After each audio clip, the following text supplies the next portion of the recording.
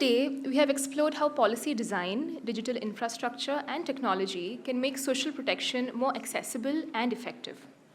However, everyday realities reveal to us that between a scheme notification and a benefit received is often a frontline worker, a trade union representative, or a local official who helps citizens navigate uncertainty, resolve exceptions, and build trust in public institutions.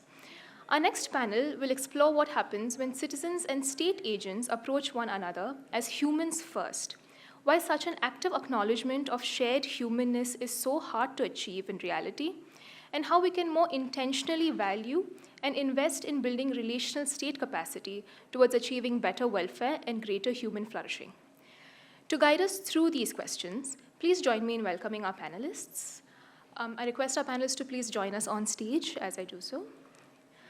Moderating this conversation is Dr. Mekhala Krishnamurthy, Associate Professor of Sociology and Anthropology at Ashoka University and Senior Advisor to Indus Action.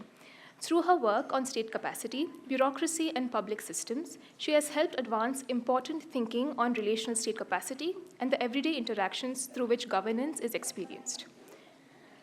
Joining Dr. Krishnamurthy is Dr. Sampath Kumar, IIHS, and the Development Commissioner and Principal Secretary, Government of Meghalaya, with over 25 years of experience in governance and policy innovation. He leads the State Capability Enhancement Project and heads the Meghalaya Government Innovation Lab. He is the architect of Meghalaya's Early Childhood Development Mission, conceptualized the Meghalaya State Health Policy 2021, spearheaded Northeast India's first mental health and social care policy 2023 in Meghalaya, and initiated a program for adolescent well-being called Empower. We are also joined by Dr. Dipa Sinha, a development economist and a faculty member at the Center for the Study of the Indian Economy at Azim Premji University. Her work bridges research and policy across food and nutrition rights, public health, gender equity, and social policy in India. And finally, we welcome Dr. Gautam Bhan, Associate Professor and Associate Dean at the IIHS University, Bengaluru. Dr. Bhan's work focuses on the politics of urban poverty and inequality, identity, social practice, urban and planning theory, and housing. He is widely recognized for his scholarship on how cities shape and reproduce experiences of exclusion and citizenship. Over to you, Mekhala. Thank you so much. It's a real pleasure to be here, and let me just start by congratulating everyone at Indus Action for, everything that you've done over a long decade, and it's just a recognition. It's a moment of culmination, but as Tarun said at the beginning also, then a lot of responsibility to chart the way forward. So it's really exciting to be here, and many, many congratulations to all of you. So I'm especially excited to have this panel follow the first two, right? Because we heard lots of figures, and the agents we are going to be talking about are actually not AI agents, but state agents who are humans. But also because at the first panel we talked a lot about, and it happens, right? People become schemes. So as inspiring as it was and is to hear about states pursue inclusion, it's very easy for people to become zero poverty people, right? To become scheme names and numbers as well. So I think it's right, because what we've seen over the course of the day is against some of our best interests and our best instincts, we still manage to lose the people. We still manage to lose the humans. And so I'm glad we didn't start with it where we would have said, of course, we always do this, but realize ourselves that actually somewhere in the middle, we sometimes lose sight of the people that we are talking about. Also, since this is moments that matter, I think this is a panel which thinks that the moment of exchange or interaction between a citizen and a state agent, every single time that happens matters. Every single interaction, quotidian, everyday, casual, very formal, pleasant, supportive, violent, humiliating, inspiring, all of them matter, right? And that moment of interaction, as casual as it might be, or quotidian or everyday, matters not only because what it tells us about the society and the state itself, but also because it builds something in that moment. So it's not only a reflection of something, but it's also doing something. It is that moment itself is agential and builds something for society. So it both tells you something about society, if you observe enough of them, and it also helps us change and build and shape society. So it is a moment in that sense that matters, that moment of exchange, and we want to kind of dig into that and look at it from a distance and also go deeper in. I think this is a panel, it's, for me, a great privilege to moderate this panel because they're all people I've learned from for many, many years, and whose work is truly inspiring, grounded, imaginative work. And I think this is what it needs, right? This kind of relationship needs people very close to the ground, but who still are incredibly imaginative.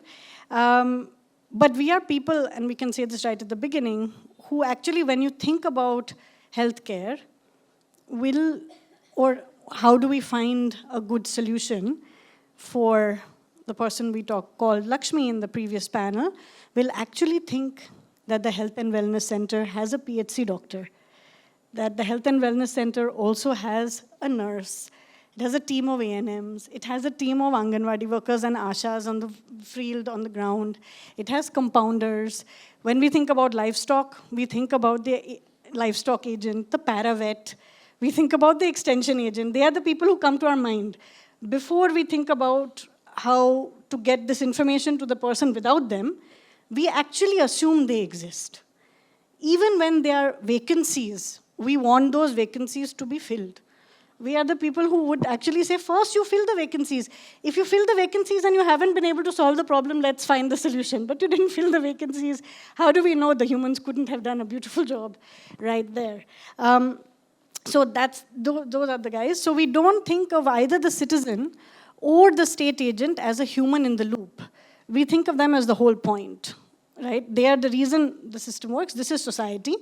Technology is there to help figure out how to solve some of these problems. And certainly, whether it's AI or telemedicine or other kinds of teaching aids, we've all worked with technology to improve this. But it is to empower this fundamental relationship. So that's the second thing that I would want to say. And then the third thing I'd say is that it struck me at the beginning, listening to the first two panels, which was so interesting, that organizations like Indus Action and all of us, sometimes our jobs, all of our jobs, is when people say, this is too difficult to do. When a state government said, this can't be done. I'm telling you, I've tried it, it cannot be done. This reform, I mean, I work on agricultural markets, mandis. I can't tell you how many people think they are unreformable organizations, and I still resist. It is for us to say it is possible, and we can find solutions. I mean, Kerala, Andhra, Meghalaya, UP are showing us it is possible. So it's our job to say it is possible when people say it's not, but also when people say it's easy, it's our job to say it's not. Actually, we, especially when it comes with technology and with many other things, we say it's easy. It can be easily done. And it's not so hard. There also our job is to stop and say it's actually harder than we think. Right? So I think this is the panel which is kind of going to start by saying it's actually not so difficult. It's almost obvious.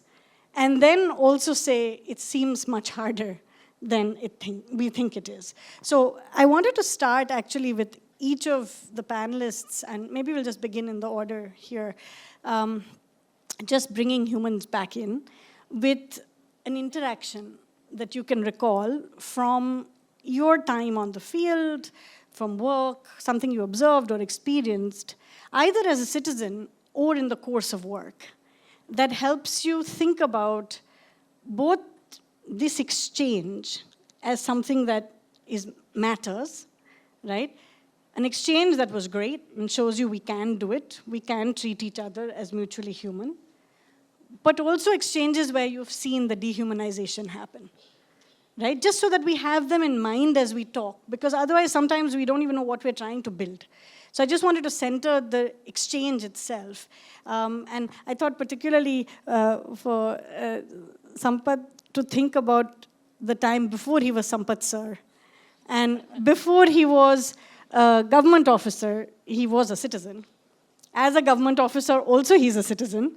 But maybe to think about at least one experience from your life before you became a bureaucrat, and then maybe from more recent interactions as a bureaucrat. Yeah. Thank you. I thank you, Dr. Mekhala, and in this action for inviting me here. So I think you asked a very tough question. So if you ask me, I've studied in Hyderabad. So I immediately recollect is that, like, we went on a strike as a students, as a part of a students' union, and, when we actually stopped the RTC buses, and, basically this is the way we used to express our, protest, removing the air and, make. So these are the things that we did. So, but that's the kind of a that's the way you express as a young person about, the things that are not happening, to you. So, but again, when I've joined the service, there's something that very interesting. After 10 years of very, working both in Northeast and Andhra Pradesh, I got a, chance to come out of the service, and on a sabbatical, I worked in UP, Uttar Pradesh, the most challenging, circumstances those days. So I worked in a non-profit sector. So like all of you, most of you are here, I think. And then one of the things I still recall is that the kind of a fear especially the poor have about the system.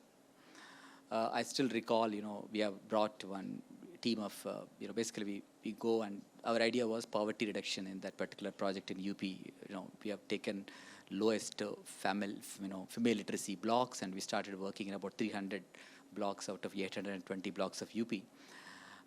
So while some of the things I still recollect is that, like, one conversation on one Geeta Bhan, she said this, Bhaiya, you are saying that, like, want me to join the self-help group, and you can overcome poverty, but I'm really worried, but like these Didis have come from Andhra Pradesh, and they motivated me, so I'm going to join. My jail bhi jaun, that means even if I go to jail, I will take some loan and do some work. So the kind of a, you understand, like, I didn't understand why jail, she's thinking of like a loan is like a going to jail, taking a loan, a small livelihood loan. So that itself is a very, very fundamentally, I felt how disconnected we are. We have the intent, but still a large section of the people who are at the last mile population still have a lot of these worries. I think we need to really, that I think I'll stop here. Maybe I don't want to take much time here. Thank you. Yeah, you said both humanizing and dehumanizing. I'll start with the positive. I think it's also necessary to appreciate how much frontline workers across the country do go out of the way in a system which is doing everything to dehumanize them. The pressures on them are to become these robots, but they are linked to the community. So one can think of, not one example, but so many of ASHA workers leaving some family event and accompanying a woman for delivery in the middle of the night. She doesn't have to do it. It's an incentive-based job. Or one other visual that I'm getting is an Anganwadi worker in Nagapattinam who would celebrate her birthday by inviting all the alumni of Anganwadi in her village to come to the center and bring nice things for the kids in her Anganwadi center. Again, somebody not working in a very conducive environment, but able to do this. So you have these examples all across, and that's something also we should keep in mind. When you said give dehumanizing, of course, there are too many. And I tried to think of some which don't involve digital, which is becoming more and more difficult, because over the last 10 years, that's where really the dehumanizing is happening. So two examples there. One, there's Vani here from Anandi, and her favorite example, which I'll give you, is that there was this process in Gujarat of correcting ration card lists using some kind of a digital verification and merging different data sets. What it did is also cancel the ration cards of FPO directors. So they came across these women who were single women, like in tribal areas, really poor, but they were directors of this newly formed FPO, and they lose their ration card. So you're thinking of her as a number, as a director, as if she's some CEO of some big company, and she's gone. One more last, and we were in a public meeting in Varanasi on cancelled ration cards again. We had the district food supply officer on the panel, who was a nice person. And one of the cases, again, people kept coming and saying, Mera card tha, cancel ho gaya, card tha, cancel ho gaya. So then it was her turn to speak. I hope this much Hindi is okay. And she said, देखिए मैं समझाती हूँ problem क्या है. अब किसी का नाम राम सिंह है, तो कोई उसको RAMSING एंटर करता है, कोई और हो सकता है उसको RAAM किया है, तो मैच नहीं होगा ना, तो हम कैसे दे सकते हैं? Like, what can I do? That was her response, and she felt it was very logical because that's what the system is. So again, as if that Ram Singh is not a person. He's come there, he's standing there and saying, hello, I used to get ration, I'm not getting it anymore. And her response was, but what can I do? There are these two databases, your name doesn't match. And there's a very logical reason for why your name doesn't match. So that's the one. The other, yeah. I think I'll stop here for now. So when you asked me this question, I thought of three things. I'll give them briefly. The first is, actually was in the early days of the Delhi Metro, and I was going to work, and there was a person who had gotten on it. It was clearly his first time on the train, and you could tell those days when it was your first time on the train. And he had missed his station, and he went into a panic that he had crossed his station, and he said, Mera token pichle station ka hai. My token is of the previous station. And I saw a whole set of strangers look at him and say, relax. Just go to the guy, he will fix it for you.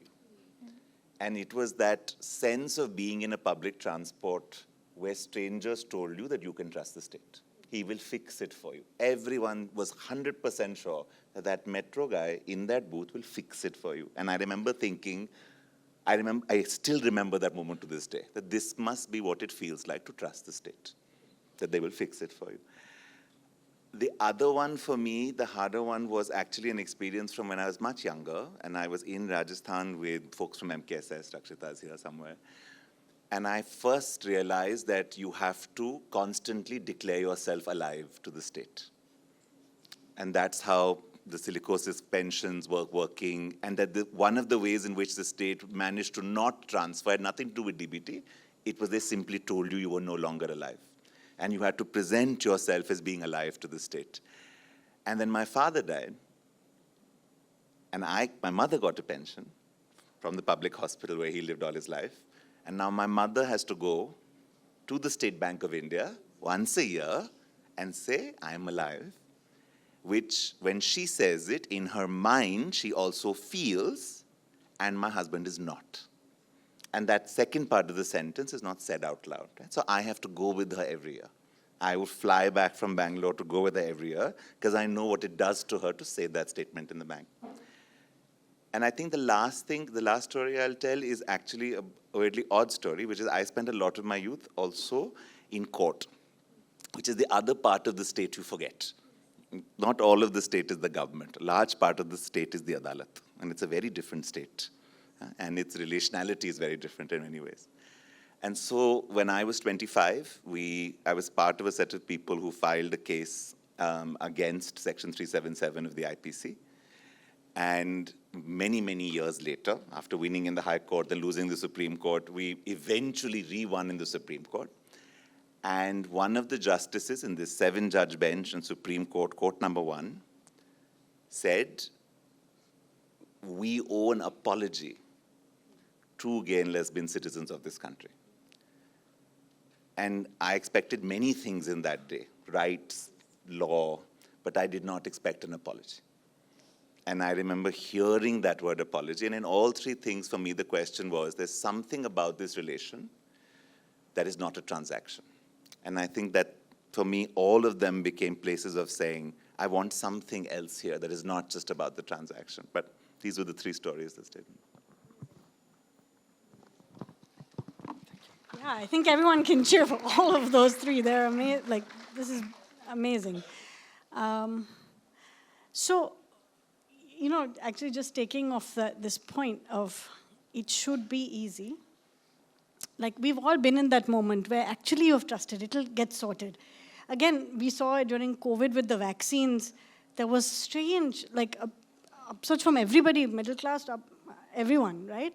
That trusted that the state would sort it out.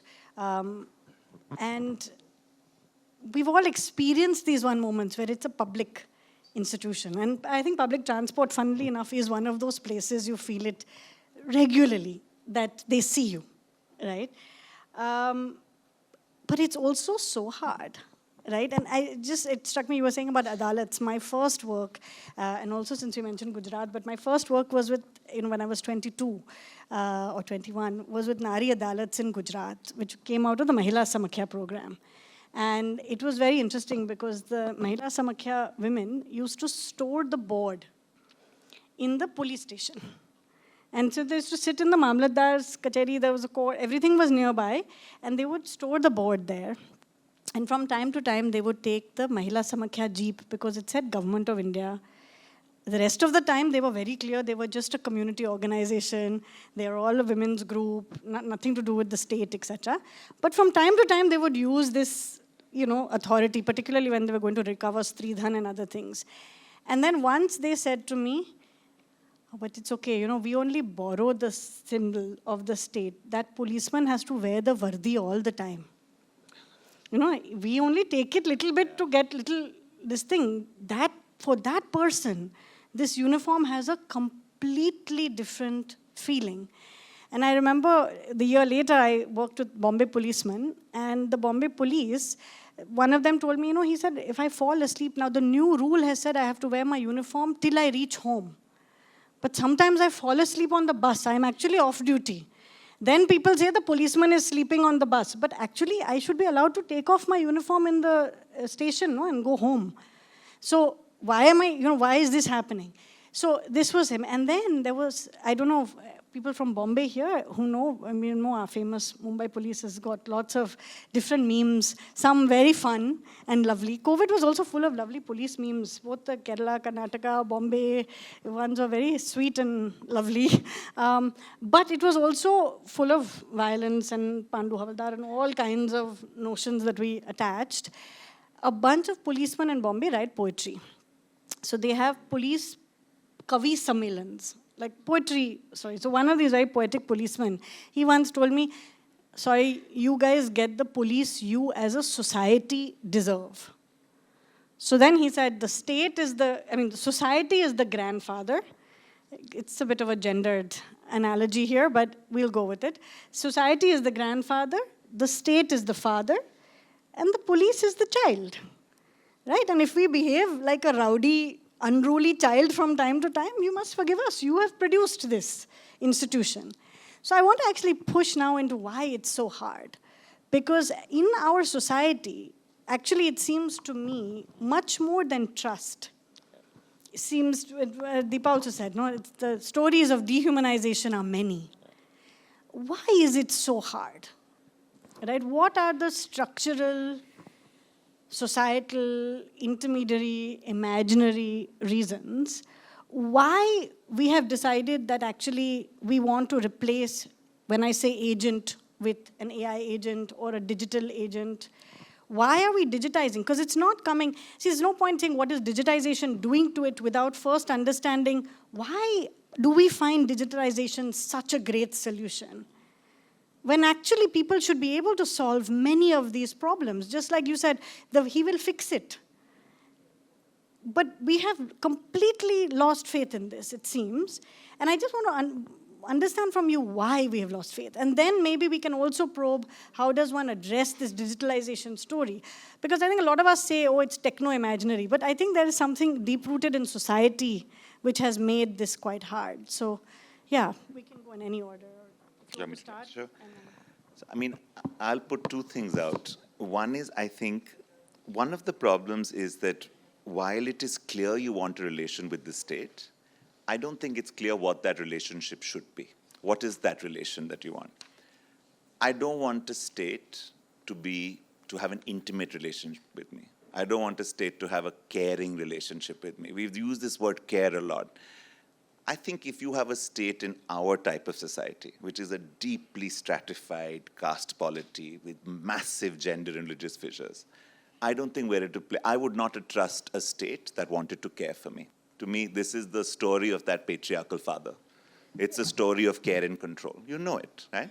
And so the question is, if you don't want a state to care for you, in all the stories that I was telling you, what is it I want from the state? I think this is where it's hard. I want the state to be predictable. I want the state to be steadfast. I don't want the state to be nice. I'm not invested in a niceness. And I think I keep returning, and and I was thinking when Dipa was saying, and she paused and said, who was a nice person? We keep restoring our face actually in niceness. And one of the things that I remembered in 377 is, as queer people, we never expected Indians to be nice to us. We wanted to say, even if you don't want to be nice to us, be respectful to us. And that distinction between niceness and respect is Ambedkar's constitutional morality. It is exactly that call to say, you don't have to like me, but you have to respect me. And I think that relation is much harder. One of the reasons why, there are many reasons to like the digital, but one of the reasons that we should be honest about ourselves we like the digital is because it gives us an asocial interaction. It rids us of human element. And there is a lot of reason in an unequal society to not want it, because your fear is not the state. Your fear is other people. And so I had a student in the middle of a place of deep religious violence say to me, when you say we the people, what if the people are not good people, right? I was hearing the end of the last lecture and this idea that good people will use AI well and bad people will use AI badly. There is something social scientists can tell you, that there are no such things as good people and bad people. I think these categories will mislead you in horrific ways. The question is what allows people to be and act good, and what enables them to be and act bad. And the same person can be good on Monday and bad on Tuesday, because that's how slippery those categories are.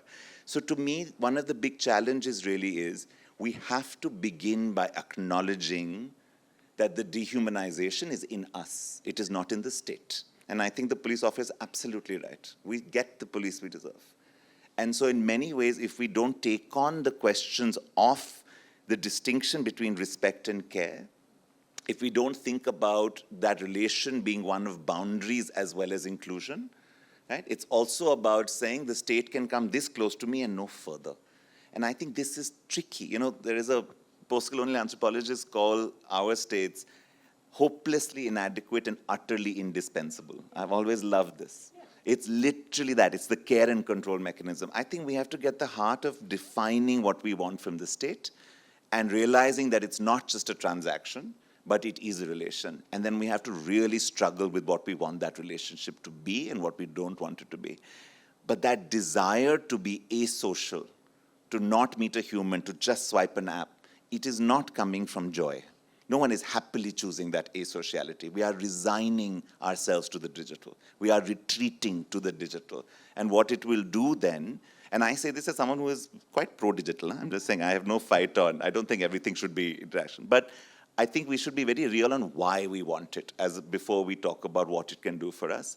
Because when we retreat to that asociality, other capacities diminish. Yes, your DBT transfer will be faster. But tomorrow, if something unpredictable happens, there will be no system that will respond. When a complaint has to be made, there will be no system that responds. When a disaster strikes, there will be no other resource to draw upon, because we will only know how to move one way. So if you're the guy on the metro who missed his stop, there will be no answer to the question you're asking. As long as you behave correctly, the digital will work. But you don't design systems for people to behave correctly, and that's what humanizes them. You design them for actually living beings who will behave in all kinds of ways. So I think this is the struggle. We don't know the relation, and the relation is in a context where it can be deeply hurtful and harmful and not just careful. And when a state says, I want to care for you, my response is, please don't. That is literally my response, please don't. But if you want to act respectfully towards me and we can both decide what to give each other, that conversation I'm willing to have. But this is literally what people, domestic workers unions have said forever. Please do not tell domestic workers they are like your family. Please treat them as workers and give them their due. They are not your family. And it is exactly that relation, I think, that tells us something about the state. We are not your family. We are your citizens, which means our relation has to shift. And we're not willing to have that conversation. I think that's where we're stuck.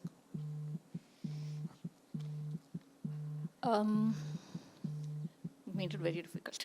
I'll try and take it forward and slightly pivot. So I think I mostly agree with what Gautam said, but just trying to take it forward. So the question is not really digital or analog. I mean, I don't think that's the issue.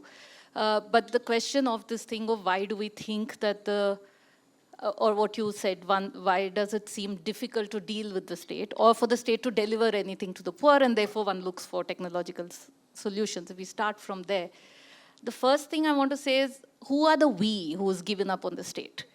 Yeah, and from my interactions in the field across many issues over the last 20 years, across all over the country, the poor have not given up on the state.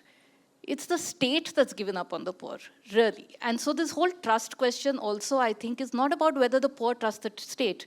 It could be because people don't have an option that they trust the state, but they trust the state. They're hoping something will happen.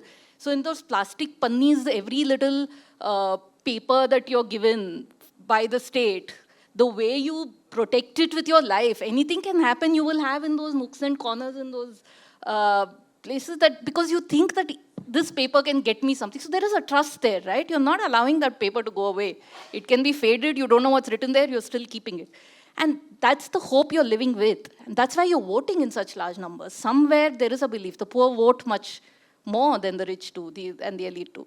And so I think the whole trust question is reversed, and that's where there is a problem. And that's also, I think, related to how the state looks at the citizen. Is it looking at the citizen with respect? If you do, then there is, I think, trust also associated with it. And this entire digital systems, for me, is coming from a place of not trusting the citizen. So there must be ghosts. We have to eliminate them.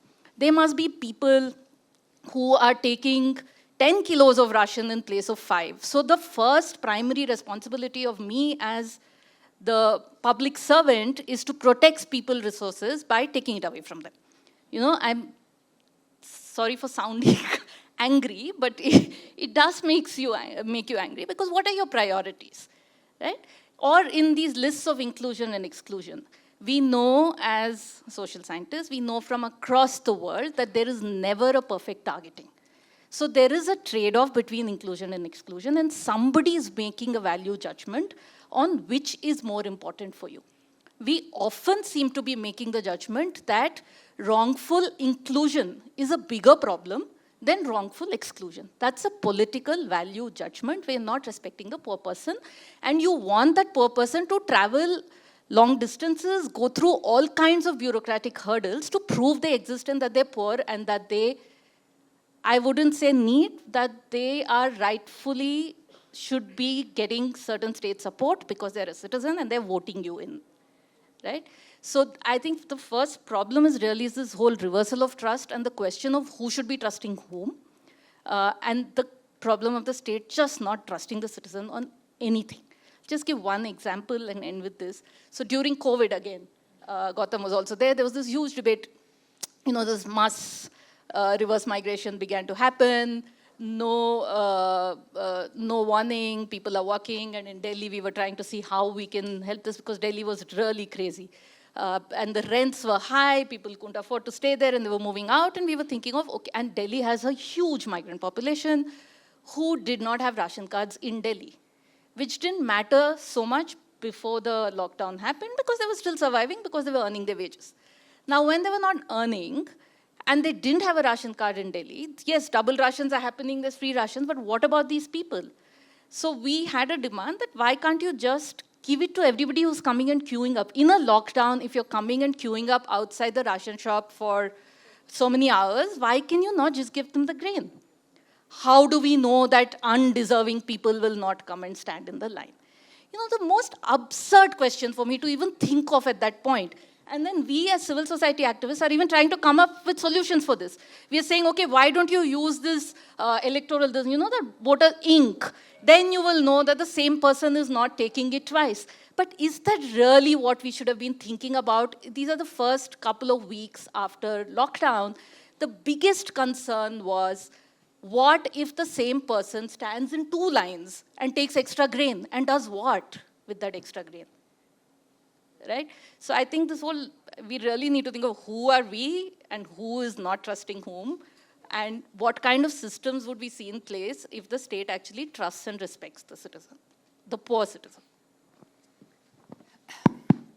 No, I'd like to take from where I ended in my conversation. So from UP, the Uttar Pradesh, I said, the kind of a disconnect that what we have seen, especially when you are on the demand side, not on the supply side.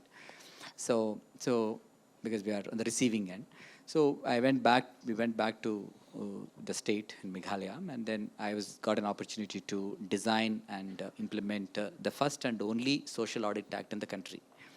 So the idea was like, how do we really, bridge that gap? How do you really empower communities to get the information, take the state accountable?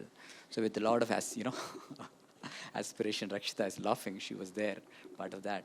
So we did that, and so I just like, yes, while doing this, meanwhile, we have this entire DBT started. I think there is basically, because the people who are actually championing the DBT are so powerful, and in fact, a lot of people on the margins really don't have any choice. In fact, I just want to share it with you. There is Meghalaya has a lot of traditional, especially headmen. We have indigenous population. They're very innocent, very, very innocent, and very, very honest, and I would say a large amount of integrity is there in their work, what they do. And in one of the meetings, like, in fact, when we did this, the councils, when we used them for developmental work, in fact, they were doing so well. In fact, Meghalaya was one of the top performing states in terms of implementation of NREGA or NRLM or anything. But when we started actually bringing this digital compliance, in fact, it is putting a tremendous pain. In fact, few years actually, the demand has come down because insistence of without Aadhaar you can't get payments, and even one person in the village is not taking Aadhaar for their own personal reasons. The whole village was not getting the wages for days together. So, but like the rules are that no, everyone has to do, then only you can be paid. So these are kind of challenges that we had to go back, meet with the Secretary to Government of India, and pursue this one and get some relaxations. So, but it's a very arduous process. One of the things that I also that the headmen in one of the town hall kind of meetings that what we organize very often, they said, why are you not trusting us? Why are you treating us like a criminals? Like, NMS, you're putting like, attendance, this, that. So it's something that I think there is something that we are missing out. I think we need to, something that as a civil society organization, definitely you have more role to play. The way we can, we are trying to do something in a different ways, but like pushing the system. But that I see is one thing that anything we take extreme has a lot of unintended consequences. In fact, another important thing I realized only few months ago, again, another town hall meeting when we were having headmen, some people said, like, in our village, some households do not have smartphone. How can they expect to get? There's no phone, actually, not only smartphone. They don't have any phone. And how do they get OTP for authentication? So it's something that I think I think we need to really see that, like, the humanizing is definitely is important. Yeah, I think stop here. Thank you.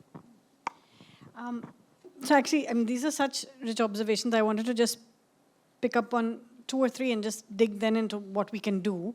But Dipa, one of the things we've been thinking with relational state capacity is if you had high relational state capacity, if you had a good, strong quality of relationships between citizens and state, that type of society, and if you think about relational state capacity as a societal endowment, that type of society would wire for exclusion errors rather than inclusion errors.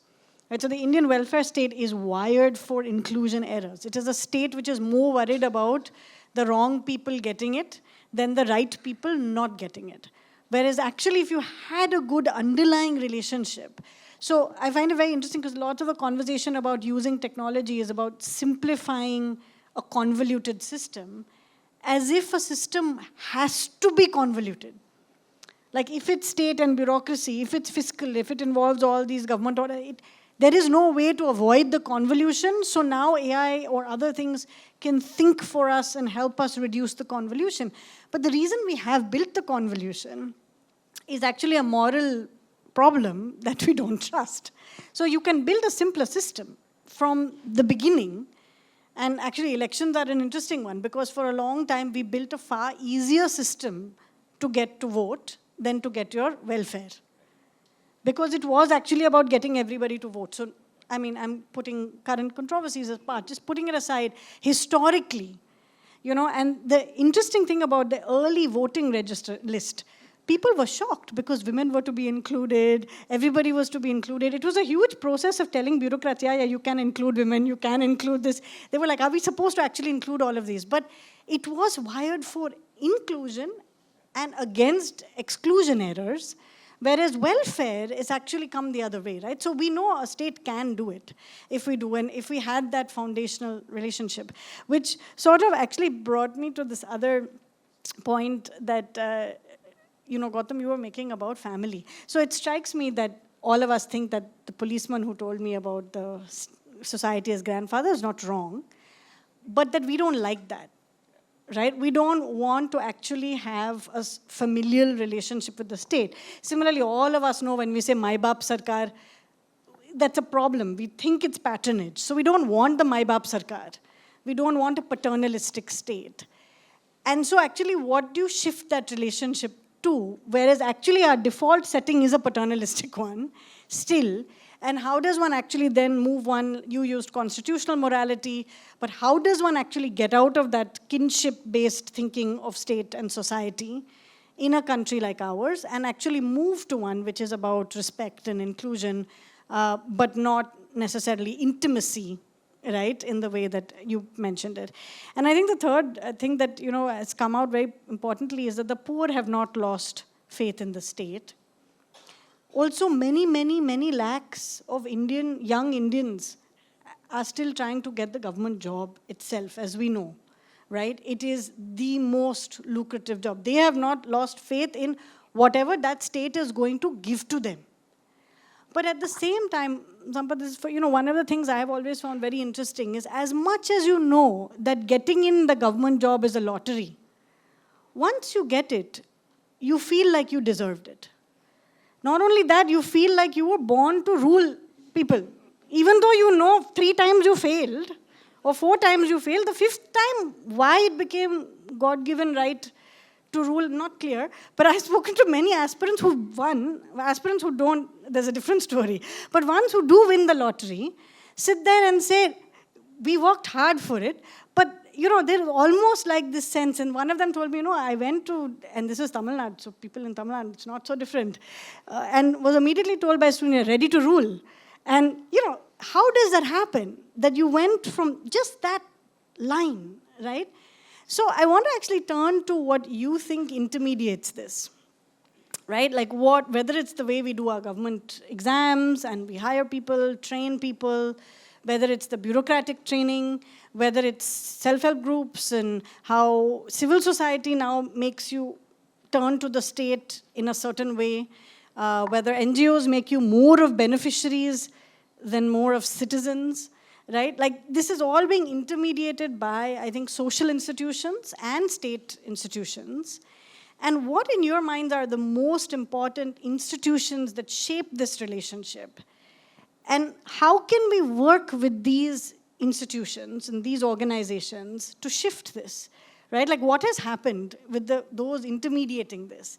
And we can start with the state side and also the citizen side, because I think both, you mentioned NGOs have a very important role to play. But just thinking from both ends about the intermediaries. Thank you.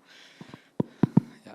So coming back, like I think you're asking like how, like, you know, those state functionaries, when they enter, basically why they do, or why they behave differently or function differently. Okay, so this is something I also have been deeply reflecting for a lot of time because of my sabbatical and thereafter coming back to the government.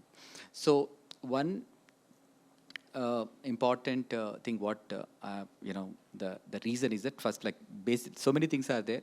What is that you need to have a kind of a organizational culture. So if the culture actually makes people the way they behave, so the way you are trained, for example, I think you know SERP, Society for Elimination of Rural Poverty. I worked early part of my career in SERP. So what we do, everyone has to sit, on the floor along with the community members. So there's a different organizational culture. So you learn a different kind of an organizational culture, respecting citizens and everyone equal. So I think what kind of an organizational culture that actually are, groomed makes a lot of difference. So that's one thing that I would like to say. The otherwise, most of the functionaries are also, one is that. Second is that it's because of the very hierarchical nature of the government. And sometimes the people who are, especially the state functionaries who are closer to the people, are not getting the kind of autonomy what they needed to function differently. So again, we need to really see, are we actually investing on frontline leadership? What is the frontline? What is the kind of investment that what we are making? It's like more of a centralization is an issue. So again, there is a very important thing. So today, a lot of frontline were functioning in a passive way. It's essentially because, they're not getting the kind of an autonomy. In fact, this is go ask any frontline functionaries, because they also have come up with a very, very competitive exam, as you said. Like in most of them, they enter into the government. It's not that they're dumb people to enter into the government. So they're really, trying to make a difference and enter. But the system is not really providing that kind of a support system. So what we have been doing in Meghalaya, just maybe I'll finish this one, then I'll give it to. So what we have come out with a very deliberate strategy to change the system. So what we have been doing is that we're working on a building state capability, work, for last 6-7 years. So one of the work that what we have been trying to do is that how do we actually really give the work back to the frontline functionaries, in the sense like, yes, it's a maternal mortality. I'll just give an example. Like, we have highest maternal mortality rates, though it's a matrilineal society. So people always used to have default explanation saying that we don't have specialists, or, this is the kind of a thing, or not enough infrastructure. So from there, when we started actually giving work back to them, we found like there is a 57% reduction in the maternal mortality in the last 5 years. So it's a sharpest decline, I would say. Similarly, almost 10% drop in stunting in the NFHS 5 to NFHS 6. So it's all that happened because they started saying that, yes, I think we can fix it. Lot of mothers are dying because, it's tribal areas, remote areas. So we bring the mothers well in advance and keep them in the facility and ensure safe delivery and send them. Simple thing. And a simple policy was brought in. The political leadership was, really happy because they also wanted, to solve the problem. So such kind of activities, like it's not like it's all local innovations. It's we famously call it, maybe Tarun is not, I have not seen him. He might say like, there's a problem-driven iterative adaptation approach. We use a lot of like engaging people into, like, you can actually do this, like get one positive deviance. For example, yesterday I had a very long conversation with a maternal, MDR, maternal death review, with all the medical officers in the state. And there is a one district, which is the remotest district, is the district where last 8 months there was no maternal deaths. It is outlier. Because they're working differently compared to others, because they wanted to do, there is a lot of autonomy, and there's remotest. Maybe I think there is inverse law is working. Yeah. so it's a pretty interesting. So it's all that I think maybe we need to invest a lot on building that leadership, and that comes up again, providing. I think that's where we need to exercise a lot of focus on that. Definitely, I think there is a lot of relationship can be built, and we created one interesting program called Human Development Leadership Program. It's all jargon, please, sorry. Some of our friends have come up with Human Development Leadership Program. It says is that every week, like, every week, like, in Meghalaya, like 85% is a Christian population. Every week they go to church. I said, every week, one day they go to a field visit to sit with the poorest of the poor or highly vulnerable families for at least, like, they spend that week only listening to the active listening to the, a family with high-risk pregnant mother who's not willing to come to the institution delivery, or somebody where a dropout children, or somebody with a stunted child. So the listening and understanding what is happening, why they are like that. We are in this process, what we understood is that there is a beautiful relationship is developing, like an empathy is getting delivered, leadership is getting, developed, community leadership is actually getting, so I think we need mechanisms and routines like this, like the routine, because why I use the church model was a routine. The deep reflection happens when there is a routine, and a deep sense of learning happens. Yeah. Thank you. I think that's very hopeful. I think the same thing. I think the principle is of, firstly, decentralization. I'll just say 2-3 things. One is starting with this thing of why do people, when they get the job, behave the way they do. Looking at that question again from the frontline worker perspective, I think a bit of it, so I'll just give you again 2 or 3 examples. Say an ASHA worker, she's not even a government employee, but the world thinks, the people she works with think she's representing the government in some way. And we've done these many studies, we've interviewed a lot of ASHA workers about their work conditions and so on, and then we always ask them this, because their work conditions are quite poor if they're working well. We always ask them then this question of, then why do you do this? Like, if you didn't need the money, would you not do it? Always they will tell you that we would do it, and it's given us a lot. And of the many things they tell you that it's given them, they tell you it's also given them an identity. As a woman, from the kind of situation they come from, they tell you that now I am known as an ASHA worker, as part of the government. And I have my own phone because I have to use that for work. So there are things that it has given me, and I think we need to recognize that as well. Similarly, just one more example. We were doing interviews with young first-generation young women literates, and one of these young women we were speaking to was this Dalit girl who was the first who had completed school in her community, and she had become a Gram Panchayat secretary. So she said, this is like the biggest achievement for me, because now when I enter the Panchayat office, they actually, or even say the block office, they give me a chair. I can sit with men of all castes, and I'm given that respect. So the government is also a thing of upward mobility. It's empowering a lot of these people who are getting into the government, and I think we have to understand it. Then what is it that the system is doing that's making them what they are? And I think that's where Sampath comes in. So it's again not about nice people and not nice people, and these are actually people who really struggle to be where they are. It has changed their lives, and it's great that the government is able to do that for some people. Then the system is actually, I feel, not treating the frontline workers well either, and that's what they're passing on to the community that they're working with.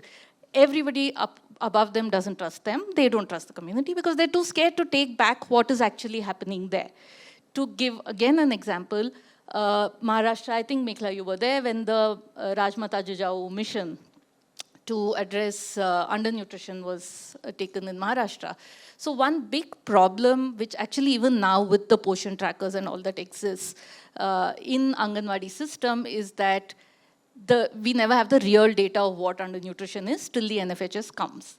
And why do Anganwadi workers report wrong data? It's not because they're bad people, because they get shouted at if there is malnutrition in their village. It's a simple thing, everybody in the system knows it. So the small thing that this mission did was to pass on this message, and they did it very effectively, to say you will not be penalized if there is malnutrition in your village or in your area or whatever. So the first few months, the numbers grew. And that was seen with pride. They were like, oh, Very good. 60% underweight. That means you're actually weighing children and the truth is coming out. So you can do it. It was the same Anganwadi workers. When they were allowed to do it, they did it. But the underlying principle, I think, is the more you decentralize it, the more flexibility you give them to work with the community and come up with local solutions.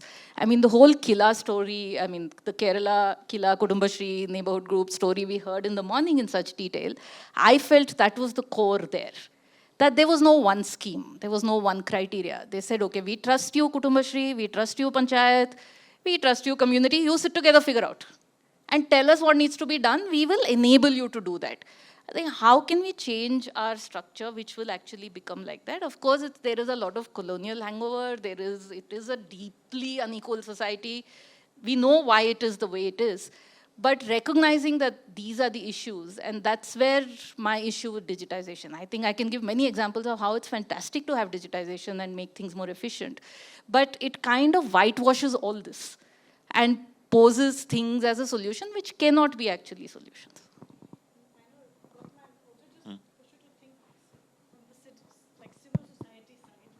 Sure.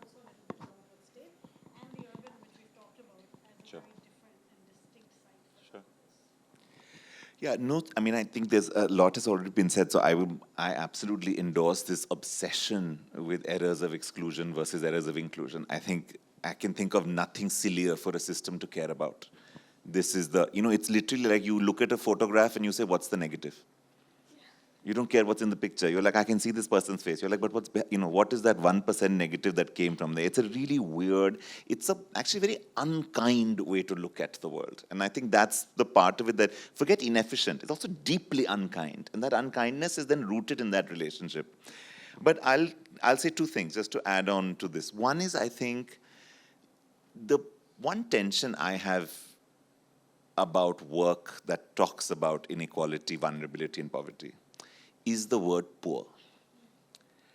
I think that there is a lot of harm we do when we use the language of poverty. And it is a tension that we have to really grapple with. Upendra Bakshi, a very well-known legal theorist, always used to say, use the word impoverishment, don't use the word poor. Because impoverishment reminds you that people are made poor and kept poor. They are not born poor. Because the thing about poor is that it's a very poor basis from which to articulate dignity. From poor, you can only get to Revri and Labharthi. It is very hard to get from poor to citizen. I think we had a particular historical conjuncture in the 60s and 70s where the claim of poverty had dignity associated to it. We have not been that place for a very long time. And I think that the impoverishment of poverty as a claim to rights, we have to take seriously. I don't think this is the place where one should begin to talk to the state from. If you begin and say to the state, I am poor, talk to me, that relation is already locked in. So the question is, what other subjectivity is available to you? And I would say, look at what brings people together. So in the urban, one of the things that has really moved very powerfully for us in the last 20 years is that we now have the largest associations of informal workers anywhere in the world other than Latin America. Domestic worker unions, waste worker unions, street vendor federations, home-based worker networks, and they organize as workers. And I think it matters very deeply that they organize as workers, because then the starting subjectivity is not citizen, it is worker. And it is not labor. And I think this distinction between worker and labor is critical. Because we have a history of organizing around labor, but we have always been a country of informal employment. And so our unions have never represented more than 10% of our workers. And we have stuck with this. And so the history of labor and the politics of labor is not the politics of work. And I love that the gig work and the domestic, this digital platform economy, has everyone started saying, oh, is an Uber driver a worker or a laborer, or is it an employer or an entrepreneur? And I was like, this question applies to every other form of work in India. From street vending to construction to transport to home-based work to paratransit. And 7 of 10 workers in India do one of these 5 jobs in cities. So what does it mean to think about even the question of welfare as beginning as an entitlement of work, not an entitlement of citizenship and poverty? The other place to recognize is what brings hundreds of thousands of people together is identity. It is the Bhim army that can mobilize people, not the union. It is love jihad protests where young people will show up. I am very interested always in saying, what makes people come together? And that is where you understand the politics of a moment. What makes people come to a street? What makes people mobilize? Who do they mobilize as? And I think this shift in language really matters because we have to let go of lineages of welfare that were built on a political economy moment where poverty reduction and development were the stories of nationalism and national growth. We are not in that moment. We are not in that world. We are not in that country. So we've got to find another language. And we have to think about what that allows us to do. And the second part of that is the question of intermediaries. Then to me, what it allows you to do is to say, what is the state? And then instead of state NGO, I want state NGO, union, association, federation. And one of the things that stayed with me, if you look at COVID, same thing, right? I think COVID is a superb example, actually, of the things that are possible when you have to do new things unexpectedly. One of the researches we did was the language of the state. I have literally, after knowing Sampath for a very long time, just connected that one shining example when we teach it in class is a government of Meghalaya circular that said, if you are distressed, call us. Literally. It did not say if you are a worker, are you a domestic worker, cash transfer. It said, if you are distressed, here is a helpline, call the state. I thought it was the most radical notion of subjectivity possible. Not worker, not citizen, not poor. Are you distressed? And I think that that archive, I think, is really interesting. But one of the things that's happened is the government of Rajasthan wanted to give cash transfers to domestic workers for lost wages. They could not find domestic workers to give the cash to. Because that is what informality is. In the government of Delhi, we were working with them, same thing. We gave construction workers, God bless them, 5,000 rupees 3 times. Not because they deserved it more than any other workers, because they had registered under BOCW and we were like, cut, right? So the digital also says the worthiness is not of the beneficiary, the worthiness is of the digital process. Where the process is faster, that's where you go. But you know who got the domestic workers' money? The Rajasthan Mahila Kamgar Union, who had 18,000 members of domestic workers in Jaipur alone and said, here are bank accounts and Aadhaar cards, please transfer, and that money went.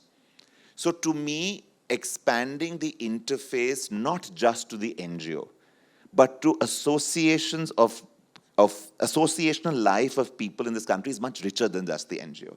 I think we have to move across this term. A union is not an NGO, right? A satsang is not an NGO, but a satsang and a union both deliver social protection. RWA is not an NGO. So I think we have to really think about the fact that the notion of what the state looks like is different. And the state has to start saying, what all ways can I actually prakat myself to the, if you want to borrow a Ramayana Sunday morning metaphor, right? The whole plot of Ramayana Mahabharata was that the prakat will happen in a form you don't recognize. One day a deer, one day a rain, right? I can't believe I've invoked a Sunday Ramayana metaphor. But you got to church. This is the only secular space left in the state. So I think this stretch of thinking of the state not just as the department, but as this network of organizations that are close to the ground and working with people's associations and thinking of them, because to a domestic worker who's part of that union is the state. It has membership, obligation, citizenship, rights, duties, taxes, and entitlements. It is the state. So if we push that beyond this state NGO story, I think it will give us a lot. And my last sentence I want to say on what has to be done, very practically, I think in order to open up what Sampath is saying about the space of the state, we have to rethink our practices of audit. One of the things that has killed us as a society is that our fear of corruption is so high that we have thrown the baby out with the bathwater. This is where that other place of mistrust comes from. Because for a long time, corruption was the only logic of the state. And so we have created audit cultures not to deliver goods, but to simply rally against this idea that any innovation is corruption. Because from far away, innovation and corruption look identical. Identical. The thing you do to include the neediest person is also the same practice of corruption, right? Which is you find a way to fix the problem. So I think that we need to tackle this question of the distance between audit and corruption, and I don't think digital is the answer to it, but it's a really important question. And I think the last thing that has to be really done is we have to trust frontline workers more, but for heaven's sake, we also just have to pay them more. I am sorry. None of this is going to work if you still treat workers like that they should be grateful to come to work. So, I mean, until that changes, the rest of it is relations. Amazing. I mean, this is just so rich, and I think we have to close, but I'm going to just remind everyone of one thing you said also, is it's not just workers. It's also, as a country, we have to stop calling them informal. How can you call the dominant sector of your country continuously informal? I mean, the dominant sector is the formal. So they are the workers. Everyone else is, I don't know, something else. But they are the dominant form. So this language of informality, which continues to invisibilize a whole range of people. But I think, Gautam, you've also pushed us to think again about citizenship in a different key altogether. And I think all three of you have pointed out that we have to think about organizational life of the state and our public organizations and the associational life of society very differently if we're going to actually reshape this relationship. And that's extremely exciting for us, because for us working on relational state capacity, it is about associations and then imagination. And I think you've all forced us to be very close to the ground, but also to be imaginative and normative in a way. So thank you so much. Everybody has got to go to lunch and they're going to shout at me, but I just feel it's like really horrible not to have at least one question. Like, I know it's too much, but it just feels wrong to shut it. If nobody has a question and everybody wants to go for lunch, we can. But if there's even one quick hand raise, we'll just, yes, please ask. Because I just feel it's always horrible when we don't have even one person. All right, I'm just going to shout out the question. Go for it. So, from what I'm hearing, two words keep popping into my mind. It's also probably because I'm from Canada, but... Great. Thank you so much. The words transparency and accountability keep popping into my mind, and I keep hearing this. I want to understand, what does transparency and accountability really mean, if not audits, if not constantly questioning the state, are they going wrong? If not that, what does it mean for a citizen? And for the state, do they really get afraid of what the citizen is going to ask going forward? Because if they find out that X number of people misused the ration system, does the state feel that it is going to get penalized for that? And is that the reason why they behave in certain ways? Those are the questions that I had in mind. This is such a good question, and I don't think we necessarily have answers. I can say one sentence, that all three of us assiduously avoided using either the word transparency or accountability even once. And I think that tells you a lot about both concepts. Just to take what you're saying a little, just to make the point, I think for us we work on relational state capacity, we come from a place where we assume that transparency is, this idea that exposure is always the best disinfectant, right? It is one of the toughest things for relationality to deal with. So I'll close with one of this lovely example in this paper that Rahul Sharma, Dan Honig, and I wrote, quoting from this lovely paper by Rosalind Ibin called Hiding Relations. And Ibin's point was that every time things worked, it worked because there were good relationships between the local people trying to make aid actually work on the ground. But headquarters got this into their head that what was actually working was monitoring. So they doubled down on reporting. And initially, reporting didn't really bother the people on the ground. But after a while, the kinds of tools you were using for reporting actually killed autonomy, right? And it started cramping people's ability to make relationships. The way we thought about this in our cases, it's like if you have a torch and you put it into a cave, you see these cave paintings, and the cave paintings are really beautiful. And if you have a bigger torch, it shows more cave paintings. The problem is when we start thinking that the torch produced the paintings, whereas the paintings were produced in darkness of the cave, which was not seen. And in fact, if you keep shining the torch, not only will the people producing them disappear, but also the paintings will fade over time. So I think we don't have actually a good way of thinking about this. But in a very simple way, I might go back to Dipa's example of COVID and say, what if we thought of transparency as a person standing in front of you and saying, not to the Sunday Ramayan, but my name is Ram, right? Like, that's full transparency, full disclosure. He's right there, right? What if we actually thought that's a pretty good example of transparency instead of the other way around? Maybe that's one way to close. But thank you so much. Thank you all for listening. Thank you for an amazing panel. Thank you, guys.